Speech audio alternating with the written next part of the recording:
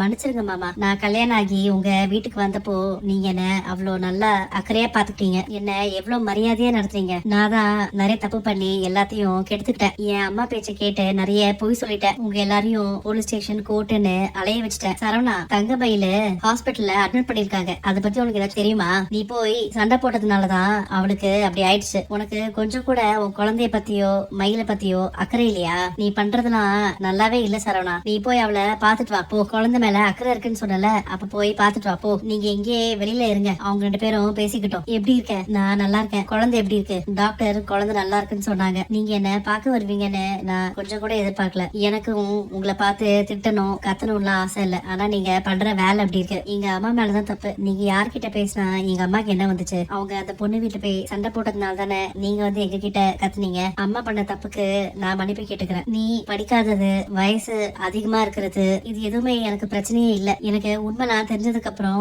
கொஞ்சம் டைம் கொடுத்துருக்கலாம். நானே எல்லாத்தையும் யோசிச்சு பார்த்துட்டு திரும்பி வந்திருப்பேன். ஆனா அதுக்குள்ள நீங்க நிறைய விஷயத்த பண்ணிட்டீங்க. என்ன விடாம துரத்திக்கிட்டே இருந்த. தப்பே பண்ணாம உன் வீட்டுல இருக்க எல்லாரும் ஜெயிலுக்கு போயிருந்தா உனக்கு எவ்வளவு கஷ்டமா இருந்திருக்கும். அப்படிதானே எனக்கும் இருந்திருக்கும். உங்க கண்ணுக்கு நான் வில்லனாதான் தெரியறேன். ஆனா பரவாயில்ல, நான் அப்படியே இருந்துட்டு போறேன். ஆனா எனக்கு உன் மேல இந்த நம்பிக்கை போயிடுச்சு. நீ திரும்பி என் வாழ்க்கையில வரத பத்தி என்னால யோசிச்சு கூட பார்க்க முடியாது. எல்லாருமே நீ பாவம் தான் சொல்றாங்களே தவிர என்ன பத்தி யாரும் யோசிக்க மாட்டேங்கிறாங்க. நம்ம குழந்தைய நான் நல்லா பாத்துக்கிறேன், படிக்க வைக்கிறேன், எல்லாமே செய்யறேன். ஆனா அந்த குழந்தைக்காக நம்ம 2 பேரும் சேர்ந்து வாழணும் மட்டும் சொல்லிடாத. ஏதாச்சும் நாடகம் பண்ணி உங்க அம்மா அப்பா நம்ம 2 பேரையும் சேர்த்து வைக்கணும்னு யோசிச்சு வச்சிருந்தாங்கன்னா தயவு செஞ்சு அவங்க கிட்ட சொல்லிடு. உன் கூட எப்பயுமே நான் சேர்ந்து வாழ மாட்டேன்.